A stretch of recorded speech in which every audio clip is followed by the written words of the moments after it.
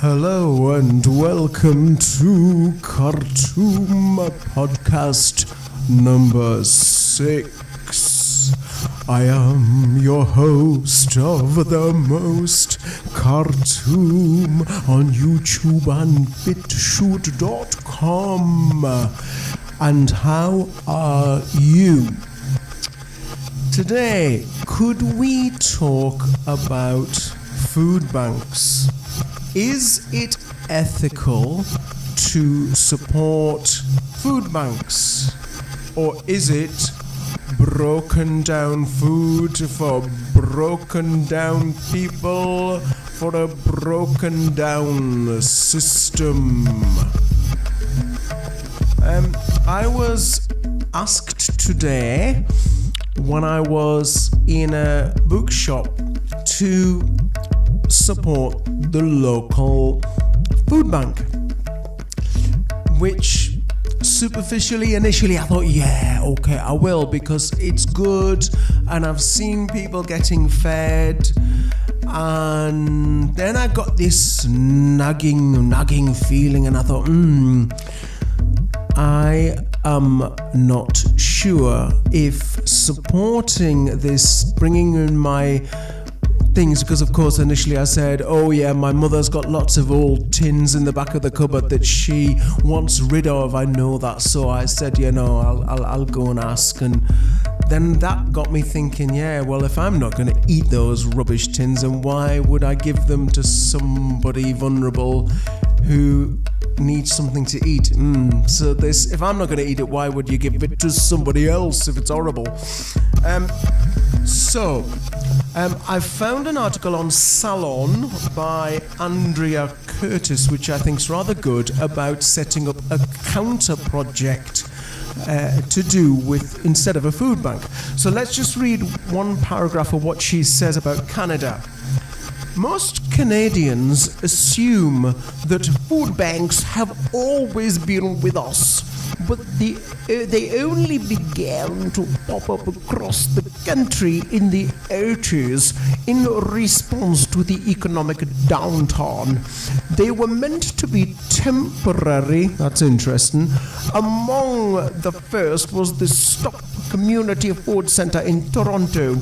By the time I took over as its executive director in the 90s, the Stop was already a tiny, broken down place handing out donated cans and boxes of cheap, highly processed food to broken down people. Even then, we knew we were doing little to stem the tide of hunger and poverty among the most vulnerable in our Davenport West community. But it was also clear that the thousands of recipients, many of them children, relied on these handouts to survive. They had nowhere else to go.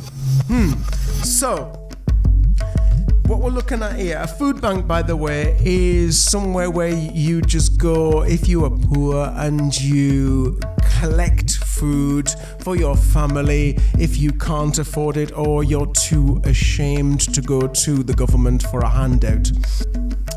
The first thing she mentions is that, and as I just mentioned, the food is rubbish. It's all processed stuff, old tins people don't want, stuff going off in warehouses. It's all packaged and dried, and a lot of it is rubbish. Another thing is that she says that it turns society into givers and takers, causing social breakdown, because of course generosity causes animosity. I'm a poet and I didn't know it.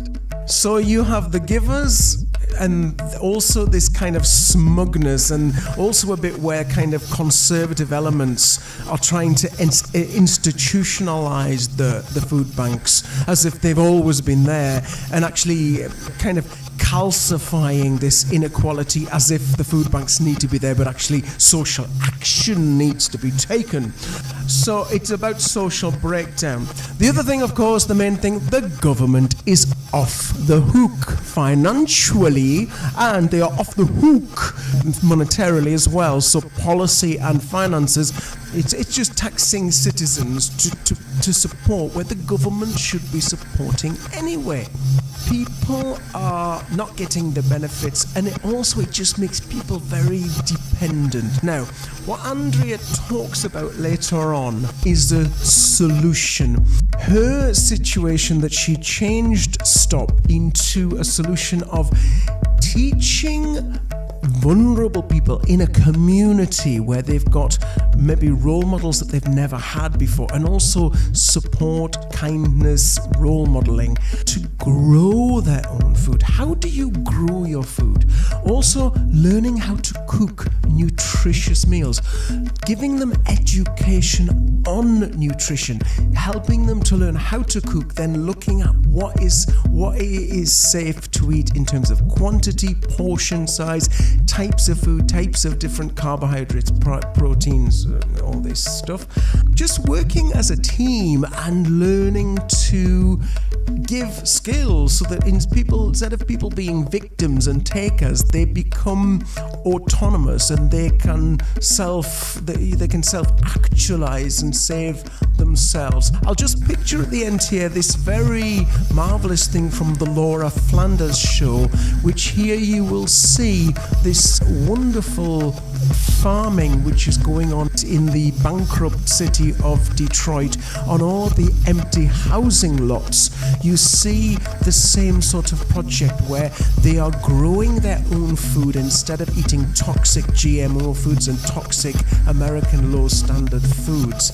They are growing their own food, baking their own bread, growing their own wheat, and they're doing it in this community which is increasing self-esteem, increasing skills, and increasing the health and vitality by eating natural, healthy foods in reasonable quantities. So that was food banks. Is it ethical to support food banks, or are we supporting broken down food for broken down people, supporting a broken down system?